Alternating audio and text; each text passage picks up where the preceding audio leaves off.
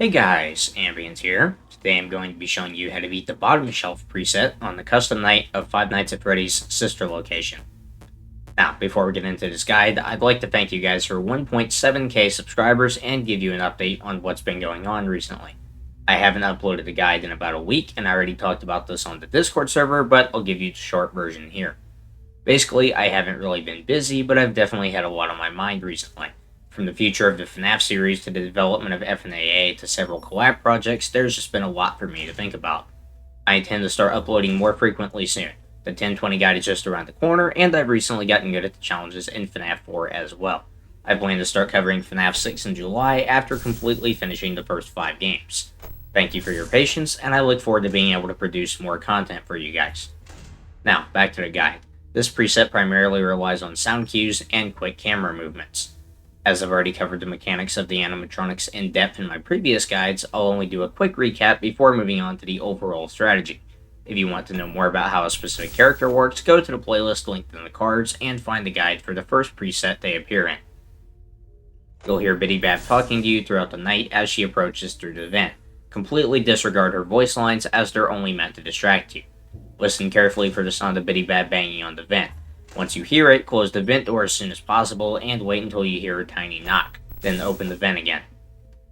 While you can track Bidybab through Cam 5, it's best to rely on audio cues. Using the cameras to track her will waste power and make it harder to deal with Electrobab in the main arenas.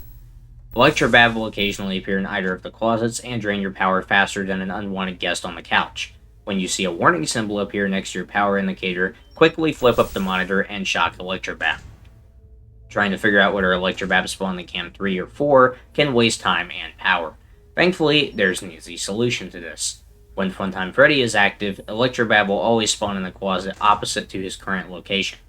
On presets where Freddy isn't active, like this one, Electrobab will constantly alternate closets, always starting on the left. So when he spawns for the first time, you know that he's in Cam 3.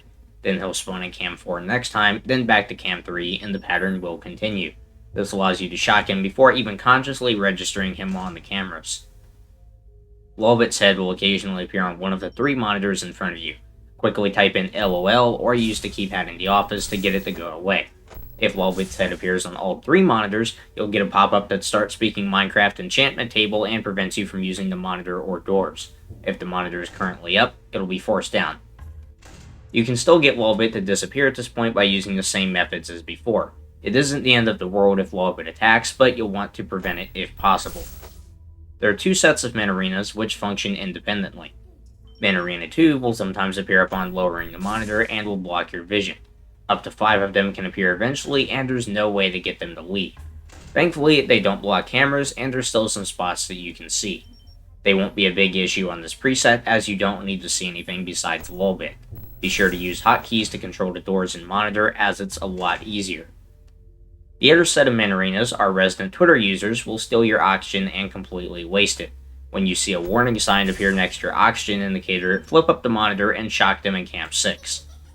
While you don't have to shock the Min Arenas as soon as they appear, it's best not to wait too long.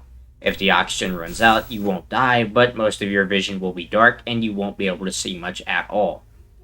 Now that we know how everyone works individually, let's put everything together and come up with an optimal strategy. You'll want to spend as much time as possible with the monitor down, as to not waste power. Keep an eye on the center monitors and punch in LOL as soon as Lolbit appears. Be sure to position in a way that you can see the monitors even through the Min Arenas.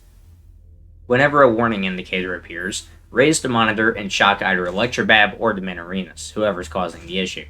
Due to differing AI levels, they won't appear at the same time. Immediately flip the monitor back down and wait for them to appear again. If you're having trouble remembering where Electrobab will spawn next, use your mouse to track him. You can either turn to the side that Electrobab will spawn on, or turn to the opposite side.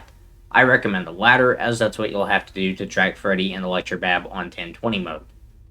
Finally, be listening for Bidybab at all times. Disregard the voice lines and any other sound cues besides the banging of the vent. As soon as you hear that, close the vent and wait until you hear a tiny knock, then open it back up. Well, that's all for now. Follow these instructions and you should have another 4 stars on the custom night menu. As always, if you have any questions, feel free to leave them in the comments below or to join my community Discord server, which is linked in the description. With that being said, Thank you guys for watching this guide. I hope it helped you, and I will see you in the next one.